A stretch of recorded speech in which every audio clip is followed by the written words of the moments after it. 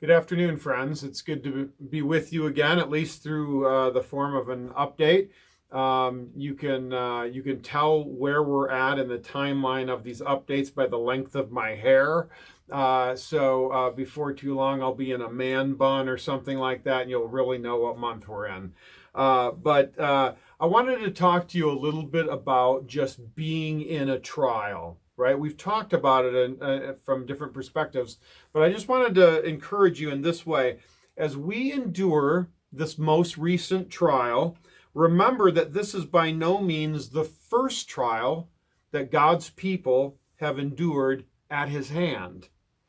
In your mind, enter the ark with Noah's family as the world is deluged with rain and wind and waves, all because of God's fury against sin. He is the one that brought that massive trial to pass. When would they be released from their shelter in place order, as it were, on the ark? When would the storm pass so that they could be freed again to live like they had once before? Put yourselves in the Israelites' position in Egypt, once treasured by the Pharaoh, given the choice lands of Egypt, only to be placed under the harshest slavery. God could have freed them as soon as that enslavement began, but instead, God repeatedly hardened Pharaoh's heart so that he refused to let the people go. And when would they be delivered away from that oppression? Think about what would have been going through the Israelites' minds. And what about when they were taken out into exile? They had been put in chains and ripped out of their own homes and marched away into a foreign land to live amongst a people and in a culture that was completely different from what they had lived previously. When would they be allowed to return back to their homes, to the land of God's inheritance? All of these massive trials and others, these are just three huge ones, right? All of these trials God brought to bear on his people. He brought these trials for many different purposes. I'll just name a few. He brought about these trials to deal with his people's sin. He did it to separate those who were truly his people from those who were not. He brought these trials about to prove his faithfulness to them as they walked through those trials. He did it to create in them a longing for living in peace with the family of God. He did it to demonstrate his complete and utter authority and control over the enemies of his people. These are just some of God's purposes for the trials that he brings, and it would do us good to think about those purposes as we endure this current trial. What purposes have you seen in this trial surrounding the coronavirus outbreak? What are some good things that you have thought about what God is doing in you, in the world, in the church? Well, let me encourage you on three fronts. First, cultivate in your thinking this bedrock truth that God plans everything that comes to pass. This is referred to as God's sovereignty, his kingliness, how he rules over everything he has made. But he rules far more comprehensively than any earthly king. God reigns over absolutely everything, over everyone and over everything. In Isaiah 45, we read of God causing the Persian king Cyrus to release finally the Israelites from exile. Listen to these words now. Isaiah 45, 4-7. For the sake of my servant Jacob and Israel my chosen, I call you by your name. I name you, though you do not know me. He's speaking to Cyrus here. I am the Lord, and there is no other. Besides me, there is no God. I equip you, though you do not know me, that people may know from the rising of the sun and from the west that there is none besides me. I am the Lord, and there is no other. I form light and create darkness. I make well-being and create calamity. I am the Lord who does all these things. Just a couple of points from these few verses. Nothing takes God by surprise. Rather, what we see is not God responding to things, but rather planning the things that happen in this world. Because of this, there's nothing in this world for us to fear. He created and causes everything that we encounter, even the things that are frightening to us, even the things that cause us discomfort and pain. He has brought them to pass. And so if our good God has brought them to pass, we need not fear while we're in those circumstances. And so part of knowing that God is sovereign is also knowing that God is a good sovereign. And so all he brings to pass is for the good of his people and the glory of his name, even when we can't initially figure out how that's true. So think about the opportunity to be on mission as we're in this trial, the opportunity to share the good news of Jesus Christ to others, to witness to others that we do not fear, though the world around us crumbles. Opportunities that you might not have heard or might not have had without the coronavirus outbreak. Paul, writing from prison, is a model for us of having this kind of right perspective, this on-mission perspective in the midst of tragic circumstances. He saw his imprisonment as an opportunity to share Christ with people he would have never had the opportunity to do so to. So listen to just a couple of verses in Philippians 1. This is verse 12 and 13. Paul writes, "I want you to know, brothers, that what has happened to me has really served to advance the gospel, so that it has become known throughout the whole imperial guard and to all the rest that my imprisonment is for Christ." So while in chains, while in prison, he's sharing Jesus with everybody. And all the men that are assigned to him to guard him while he's in prison, they're hearing of Jesus. And so are all the other prisoners.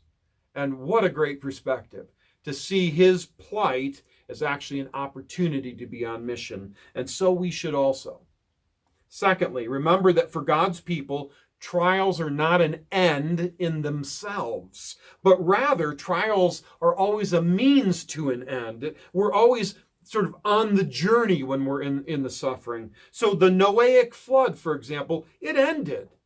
The waters receded. Noah and his family came out of the ark on dry ground. It was a means to an end. So too was Pharaoh releasing the Israelites eventually from bondage. And when he changed his mind and pursued them, God parted the Red Sea so his people walked through it on dry ground. And so even the enslavement of Israel for all those hundreds of years was not an end to itself, but a means to an end. And the 70-year exile came to an end. Israel returned to the promised land. And what's more, they came away with all of the animals and people and riches and resources that they would need to rebuild their lives in Jerusalem. And so the exile was not an end in itself, but rather a means to an end. And this pandemic will end for us too. It will.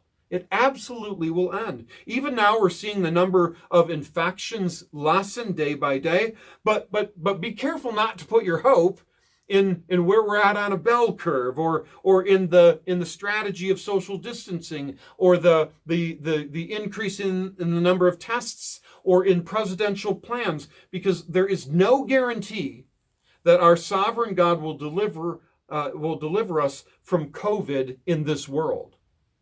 Our deliverance may not be getting through the pandemic here. And we wouldn't want that to be our ultimate hope. We don't want that to be our deliverance. As I've said in the past, don't look to the future through the lens of your current circumstances. So even this pandemic is a means to an end. But we've got to think about what that end is. And that's my final reality, my final encouragement to you. It's this, that we will be delivered, but the deliverance that truly matters, the deliverance that will absolutely come, is through our leaving this world, either through death or through the Lord's return and entering into the kingdom of heaven and eternal life. Jesus endured the ultimate trial. Now think about this. This is why this is true. This is why we can profess things like this and believe things like this. Jesus endured the ultimate trial, not as an end to itself, but as a means to an end. He endured Satan's unbridled temptations. He experienced the complete range of man's sin against him. He suffered the Father's holy displeasure for sin in its fullest measure, and he took on the cold grip of the grave that no one else could have defeated. And Jesus, though, was at all counts sinlessly and decisively victorious. That's why we can say our ultimate deliverance is not through the coronavirus going away in this world, but rather us going away from this world into the next. And so we can expect our victory to be wrapped up in Jesus's. Our victory is ultimately being delivered out of this sinful world and into the presence of our God, to live with him joyfully and perfectly and without any sort of more trials forever. So once again, I appeal to Paul's letter to the Philippians as we think about this final point. Paul, again, just a few verses later from the ones I've already quoted, Philippians 1:19 and 21. Paul writes this from prison. I will rejoice, for I know that through your prayers and the hope of the Spirit of Jesus Christ, this will turn out for my deliverance, as it is my eager expectation and hope that I will not be at all ashamed, but that with full courage now, as always, Christ will be honored in my body, whether by life or by death. For to me to live is Christ, and to die is gain. Paul here speaks of his deliverance not ultimately from prison, but from this world. And so he says, in all hope and in all faith, to die is the ultimate gain, the ultimate deliverance. And so that's my encouragement to you, that you'll place your hope again fully, squarely on Jesus Christ and what he has done for us. Okay, so the more of the Bible we know, the better we know how to live in this world. That's the basis of this devotional, right? Looking at some truths we know from Scripture, things we know about God, and things we know about his character, things we know about Jesus Christ. The more of the Bible we know, the better we know how to live in this world. I trust this brief devotional has been an encouragement to you on that front, but I also want to tell you about something else that we're going to do. Another way to encourage you as we spend this time apart. Starting next week on Thursday night, that's April 30th, at 7 o'clock in the evening, we're going to be having yet another Zoom meeting. Yes, another opportunity for you to Zoom with me. And we're going to be going through R.C. Sproul's book, Essential Truths of the Christian Faith. So that's the book. And you can order it on Amazon. If you cannot afford one, simply just reach out to me. You can shoot me a text or an email or call me and let me know. I've ordered a few copies today for that very purpose, for people who can't afford one to get one. You won't need to read anything for the first night. I'm going to be giving an introduction on that night. And just so that you know, our goal in this study will be twofold.